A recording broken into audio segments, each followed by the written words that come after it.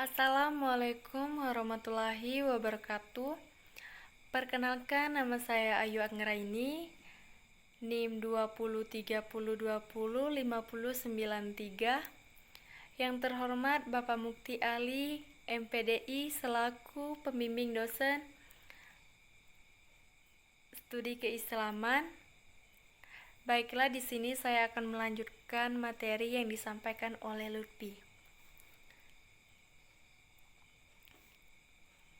Sumber sejarah Islam. Sumber sejarah seringkali disebut juga data sejarah. Perkataan data merupakan bentuk jamak dari kata datum, bahasa Latin yang berarti pemberitaan. Data sejarah itu sendiri berarti bahan sejarah yang memerlukan pengelolaan, penyeleksian, dan pengkategorisian. Adapun klarifikasi sumber sejarah itu dapat dibedakan menurut bahannya, asal-usul atau urutan penyampaiannya, dan tujuan sumber itu dibuat.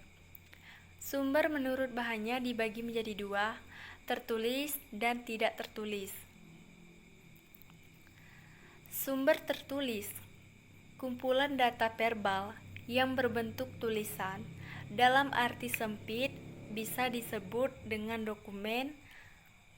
Adapun dokumen dalam arti luas juga meliputi momen, artefak, foto-foto, dan sebagiannya. Data yang tercantum dalam bahan-bahan dokumenter itu pada dasarnya merupakan alat untuk mempelajari permasalahan tertentu, terutama tentang permasalahan yang tidak dapat diobservasi lagi atau tidak dapat diingat lagi. Namun, bahan-bahan itu juga seringkali tidak lengkap, tidak korespondensif dengan model konseptual, bahkan tidak memuat sama sekali data yang relevan bagi permasalahan yang sedang diselidiki. Yang kedua, sumber tidak tertulis. Termasuk dalam kategori sumber tidak tertulis itu adalah artefak, artifacts, dan sumber lisan. Artefak dapat berupa foto-foto bangunan atau alat-alat. Sumber tidak tertulis lain adalah sumber lisan. Sumber ini secara metodologis merupakan bahan inti bagi sejarah lisan. Pengetahuan tentang kejadian-kejadian masa lampau didasarkan pada data atau informasi yang masih tersebar secara lisan, yakni ada dua sumber, sumber primer dan sumber sekunder. Primer ditulis sejaman atau dekat dengan peristiwa sejarah oleh para pelaku atau mereka yang menyelidiki secara langsung. Sedangkan sumber sekunder ditulis oleh generasi yang tidak sejaman dengan peristiwa sejarah atau yang tidak menyelidikinya secara langsung. Contoh-contoh buku sejarah yang ditulis para sejarawan zaman sekarang. Salah satu bentuk sikap selektif dalam memilih sumber sejarah adalah mengutamakan sumber primer dan menjadikan sumber sekunder sebagai pelengkap dalam mempelajari sejarah. Yang selanjutnya, periodisasi sejarah Islam. Periodisasi merupakan pembabakan waktu. Setiap babakan merupakan suatu komponen dan kesatuan yang mempunyai ciri khas, serta merupakan kebulatan untuk suatu jangka waktu tertentu dengan kekhasannya. Beberapa sejarawan juga telah membuat periodisasi sejarah Islam, yaitu Harun Nasution dalam bukunya Islam ditinjau dari berbagai aspeknya, membuat periodisasi sejarah Islam ke dalam 3 periode. Pertama, periode klasik 650 sampai 1250 Masehi. Kedua, periode pertengahan 1250 sampai 1800 Masehi. Dan ketiga, periode modern 1800 Masehi sampai sekarang. Periode pertama yang disebut dengan periode klasik dimulai dari masa Rasulullah hingga jatuhnya pemerintahan Bani Abbas di Baghdad.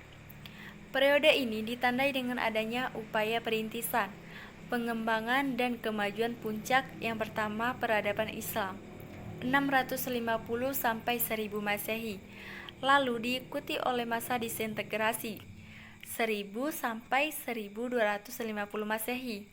Periode ini diwakili oleh masa kekhalifahan Nabi Muhammad di Haramain Makkah dan Madinah. Masa kekhalifahan Al-Khulafah Ar-Rasyidin di Madinah, masa pemerintahan dinasti Bani Abbasiyah di Damaskus, dan kemudian dilanjutkan dengan masa pemerintahan dinasti Bani Abbas di Baghdad. Yang periode kedua yang disebut dengan periode pertengahan dimulai dari masa jatuhnya Bani Abbas sehingga akhir datangnya pengaruh modernisasi Eropa dalam dunia Islam. Periode ini kemunduran peradaban Islam pertama yang sering disebut dengan masa stagnan, yakni sejak jatuhnya Bani Abbas di Baghdad. Namun, di tahun 1700 sampai 1800 Masehi, kemunduran kedua datang lagi di mana budaya modern Eropa merubah dunia Islam dan lahir kekuatan-kekuatan kolonial, sementara kondisi dunia Islam mengalami kemunduran. Periode ketiga yang disebut dengan periode modern dimulai sejak kurang lebih tahun 1800 Masehi hingga sekarang. Periode ini ditandai dengan masa penjajahan Eropa terhadap dunia Islam, timbul pengaruh modernisasi ke dalam kalangan umat Islam, dan karenanya lahir kebangkitan dan upaya-upaya pembaharuan di dunia Islam. Bisa dijelaskan bahwa pada masa periode klasik peradaban Islam mengalami kemajuan pesat, sementara pada masa periode pertengahan peradaban Islam mengalami kemunduran. Lalu pada masa periode modern peradaban Islam mengalami kebangkitan kembali dan melakukan upaya-upaya pembaharuan. Baiklah, itulah materi yang saya sampaikan. Wassalamualaikum warahmatullahi wabarakatuh.